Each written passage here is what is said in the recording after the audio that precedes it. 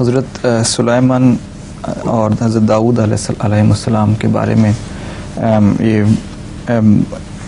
यहूद, नसाई और मुसलमान सब ये दावा करते हैं कि ये हमारे मज़हब में से थे।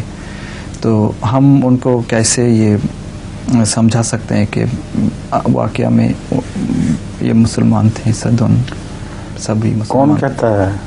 ये यहूद भी कहते हैं कि ये भी यहूद थे और ईसाई। किसी और के मुतालिक आता है? हज़रत दाऊद के मुतालिक तो नहीं आता।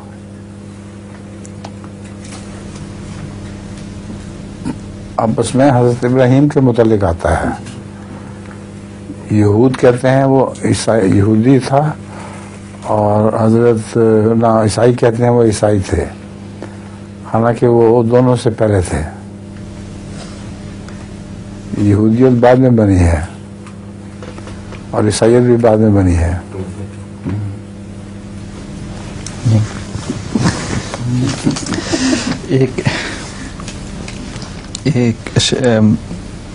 एक लोग जो बहुत ही बखील है,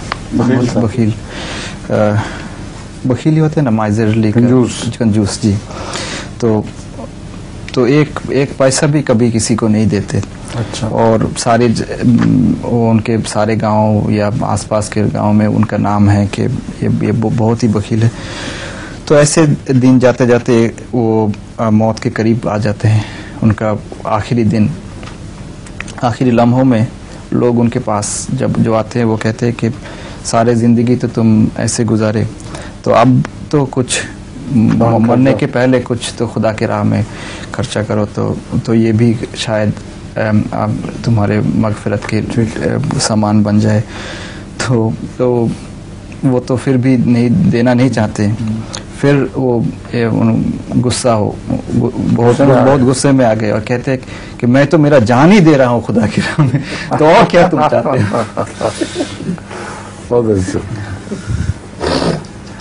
गालिब का भी शेर है, जान दी हुई उसी की थी, हक तो यह है कि हक अदा ना हुआ। हम ज़्यादा से ज़्यादा जान ही दे सकते थे, वो हमें दे दी, वो भी तो अल्लाह ताला ने दी हुई थी, इसलिए अल्लाह का हक अदा ना कर सके। फिर वैसे ही बात उसने तो और रंग में कही है, गालिब ने और रंग में कही है।